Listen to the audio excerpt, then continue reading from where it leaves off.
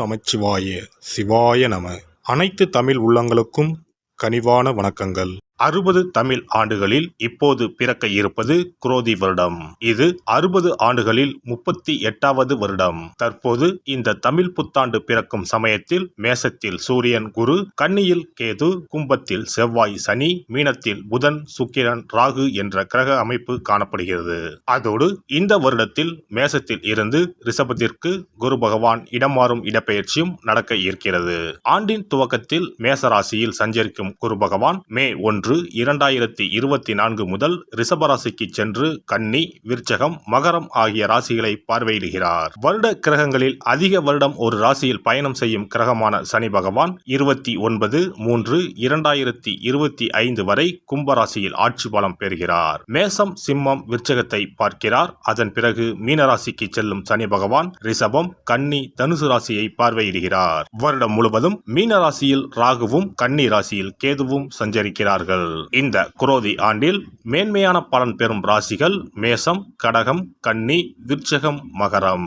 ஒவ்வொரு தமிழ் புத்தாண்டு வருடம் பிறக்கும் போது சூரிய பகவான் தனது உச்ச வீடான மேசத்தில் சஞ்சரிப்பார். ஆனால் இந்த குரோதி வருட புத்தாண்டை சிறப்பிக்கும் வகையில் குருவும் மேசராசியில் நிற்கிறார். இது போன்ற கிரக அமைப்பு 12 ஆண்டுகளுக்கு ஒருமுறை மட்டுமே உருவாகும். கால புருஷ 5ஆம் அதிபதியும் பூர்வ புண்ணியஸ்தான அதிபதியுமான சூரியனுடன் கால புருஷ 9ஆம் அதிபதி பாக்கியாதிபதியுமான குரு சேருவதால் தர்மம் தலைத்தோங்கும், ஆன்மீக நாட்டம் அதிகரிக்கும், ஆன்மீக ஸ்தலங்கள் புனர் அமைக்கப்படும், தொழில் முனைவோர் ஏற்றம் காண்பர். இந்த வருடம் முழுவதும் நிலவக்கூடிய கோல்சார நிலைகளின் அடிப்படையில் இந்த ஆண்டு நன்மை தீமைகளின் அளவு அவரவர் செயல்களால் கூடவோ குறையவோ கூடிய ஆண்டாக இருக்கும். மக்களிடையே உதவும் மனப்பான்மையும் பக்தி மார்க்கத்தில் நாட்டமும் அதிகரிக்கும்.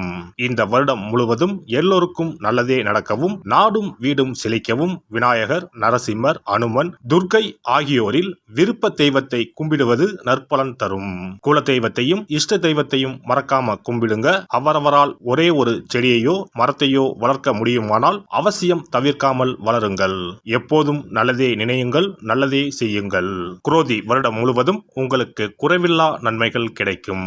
மீனராசி அன்பர்களே, இந்த ஆண்டு குரு பகவான் 3ஆம் வீடான தைரிய ஸ்தானத்தில் ஆண்டு முழுவதும் பயணம் செய்ய போகிறார். குரோதி ஆண்டின் குருவின் பார்வை உங்கள் ராசிக்கு 7, 9, 11ஆம் வீடுகளின் மீது விழுகிறது. 3ஆம் பாவமான தைரியம், சகோதரம், வீரம் எனப்படும் 3ஆம் வீட்டில் பயணம் செய்யும் குருவினால் உங்களின் தைரியம், தன்னம்பிக்கை அதிகரிக்கும். பாக்கிய ஸ்தானத்தை குரு பார்த்தால் சகல பாக்கியமும் சேரும். குருவின் பார்வைப்படும் 7, 9, 11 பாவங்களால் யோகத்தை அனுபவிக்க போகிறீர்கள். திருமணம் தாமதமாகி நிற்பவர்களுக்கு இனிதே திருமணம் நடக்கும். வேலை கிடைப்பதில் பிரச்சனை உள்ளவர்களுக்கு நல்ல வேலை கிடைக்கும்.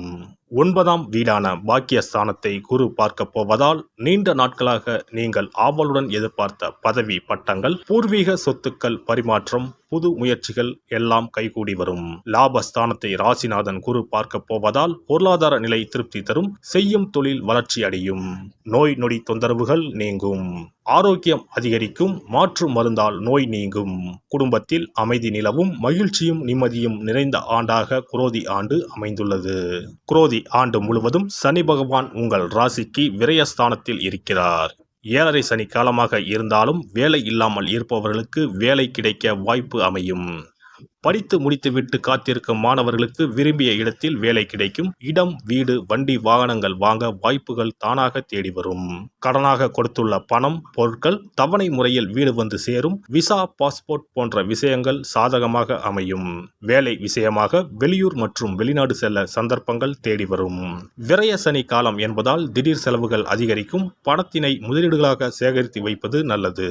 குரோதி ஆண்டு முழுவதும் ஜென்ம ராசியில் ராகு பகவான் பயணம் செய்வார். ஜென்ம ராகு களத்திரஸ்தான கேது உங்களுக்கு யோகங்களை தரப்போகிறார். களத்திரஸ்தானத்தில் உள்ள கேதுவை குரு பகவான் பார்வையிடுவதால் கோடீஸ்வர யோகம் தேடி வரப்போகிறது. பொன் பொருள் சேர்க்கை உண்டாகும். கணவன் மனைவி இடையே கருத்து வேறுபாடு ஏற்பட்டு நீங்கும்.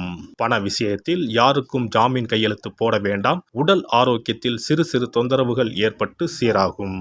7ஆம் இடத்தில் அமர்ந்துள்ள கேதுவினால் சத்ரு நாசம் ஏற்படும். எதிரிகள் காணாமல் போவார்கள். புதிய நபர்களை நம்பி எந்த விஷயத்திலும் இறங்க வேண்டாம். பெண்கள் சம்பந்தப்பட்ட விவகாரங்களில் கூடுதல் எச்சரிக்கையுடன் இருப்பது நல்லது. குரு பகவானை பார்வையிட போகும் கேது ஆன்மீக பயணத்தை ஏற்படுத்துவார். தொழில் வியாபாரத்தில் லாபம் அதிகரிக்கும். வேலை செய்யும் இடத்தில் மதிப்பு மரியாதையும் கிடைக்கும். குரோதி ஆண்டில் மீன ராசியில் பிறந்தவர்களுக்கு கோடீஸ்வர யோகம் தேடி வரப்போகிறது. சனி செவ்வாய் சேர்க்கைக்கு ஞாயிற்றுக்கிழமை அன்று தங்கரளி பூமாலை, ஆரஞ்சு பழம் இவற்றோடு அகல் விளக்கில் மஞ்சள் துணியில் 21 மிளகை மூட்டை கட்டி நெய் ஊற்றி மஞ்சள் திரி போட்டு பைரவருக்கு தீபம் ஏற்றி வழிபடவும். வருட பிறப்பன்று நாம் செய்யும் செயல்கள் அனைத்தும் அந்த வருடம் முழுவதும் நமது வாழ்க்கையை வளப்படுத்தும் என்பது ஐதீகம். அதனால் இந்த பதிவில் தமிழ் புத்தாண்டாகிய சித்திரை முதல் நாள் என்னென்ன செய்ய வேண்டும், என்ன செய்யக்கூடாது என்பதனை பற்றி தெரிந்து கொள்ளலாம். தமிழ் மாதத்தின் முதல் மாதமான சித்திரையில் தமிழ் புத்தாண்டு தொடங்குகிறது. மா, பலா, வாழை ஆகிய முக்கணிகள், வெற்றிலை, பாக்கு, நகைகள், நெல் முதலான மங்கள பொருட்கள் கொண்ட தட்டை வழிபாட்டறையில் வைத்து அதை புத்தாண்டு அதிகாலையில் காண்பது புனிதமாக கருதப்படுகின்றது. புத்தாண்டு அன்று அதிகாலையில் நீராடி கோலமிட்டு புத்தாடை அணிந்து கோவிலுக்கு சென்று வழிபடுவது நல்லது. அன்றைய தினம் அறுசுவைகளும் இடம்பெற்றிருக்கும் உணவை படைப்பது முறையாகும். அன்றைய நாளில் இனிப்பு, கசப்பு, உப்பு, காரம், துவர்ப்பு, புளிப்பு ஆகிய 6 சுவைகளும் இருக்குமாறு உணவானது அமைவது சிறப்பு. பொதுவாக நல்ல நாட்களில் பாகற்காய் சேர்ப்பது இல்லை. ஆனால் தமிழ் புத்தாண்டு அன்று அத்தனை வகையான சுவைகளும் இடம்பெற்ற படையலை படைப்பது விசேஷம் ஆகும். அனைத்தும் கலந்ததுதான் வாழ்க்கை என்பதை உணர்த்தவே இவ்வாறு அறுசுவை உணவு புத்தாண்டின் தொடக்கத்தில் படைக்கப்படுகிறது. சித்திரை மாத பிறப்பு என்பதால் கோடை காலத்தின் துவக்கத்தில் இருக்கிறோம். கோடை காலத்திற்கு உகந்த தானங்களை எல்லாம் புத்தாண்டின் துவக்கத்தில் செய்வது நல்லது. தோஷங்கள் நீங்கி வாழ்வு மலர உங்களால் முடிந்த அளவிற்கு குடை தானம், செருப்பு தானம், விசிறி தானம் ஆகியவற்றை செய்யலாம். மேலும் நீர்மோர் பந்தல் அமைப்பது, தண்ணீர் பந்தல் அமைப்பது போன்றவற்றை செய்வதால் உங்களுடைய கர்மாக்கள் அனைத்தும் தீரும். பறவைகளுக்கு, விலங்குகளுக்கு வீட்டின் வாசலில் தண்ணீர் வைப்பதும் சிறப்பு. தமிழ் புத்தாண்டு அன்று இறை வழிபாடுகளில் ஈடுபடுவதும் உங்களை மென்மேலும் வளரச் செய்யும். இளநீர், நுங்கு, விளாம்பழம், தர்பூசணி போன்ற குளிர்ச்சி மிகுந்த பழங்களை வாங்கி தானம் செய்வதும் நீங்கள் சாப்பிடுவதும் மிகவும் நல்லது. தமிழ் புத்தாண்டு அன்று தங்கம் அல்லது வெள்ளி நகைகளை வாங்குவது மென்மேலும் அவைகள் பெருகச் செய்யும். அதுபோல கல்லுப்பு, மஞ்சள், குங்குமம், வெற்றிலைப்பாக்கு, பழம் ஆகிய மங்கள பொருட்களை வாங்குவதும் குடும்பத்தில் மென்மேலும் லட்சுமி கடாட்சத்தை உண்டு செய்யும். அசைவம் சாப்பிடுவது, நகம் வெட்டுவது, முகச்சவரம் செய்வது, முடி வெட்டுவது போன்ற செயல்களை இந்நாளில் கட்டாயம் செய்யவே கூடாது. வீட்டில் இருக்கும் ஒட்டடைகளை அகற்றக்கூடாது. வீட்டில் சேகரித்து வைக்கும் குப்பைகளை வெளியில் கொட்டக்கூடாது.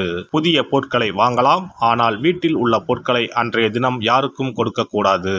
மேலும் யாருக்கும் கடன் கொடுக்க கூடாது. கடன் வாங்கவும் கூடாது.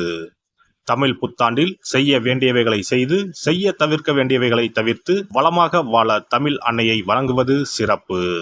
எல்லாம் வல்ல இறையருளால் நீங்களும் உங்கள் அன்பு குடும்பமும் உடல் நலம், நீலாயுள், நிறை செல்வம், உயர் புகழ், மெய்ஞானம் ஓங்கி வாழ்க வளமுடன். இந்த வீடியோ பதிவு உங்களுக்கு பிடித்திருந்தால் லைக் பண்ணுங்க, கமெண்ட் பண்ணுங்க, ஷேர் பண்ணுங்க. மறக்காம சப்ஸ்கிரைப் பண்ணுங்க. பக்கத்துல இருக்கிற பெல் பட்டனை கிளிக் பண்ணுங்க. நன்றி, வணக்கம். ஓம் நமச்சிவாய. சிவாய நம.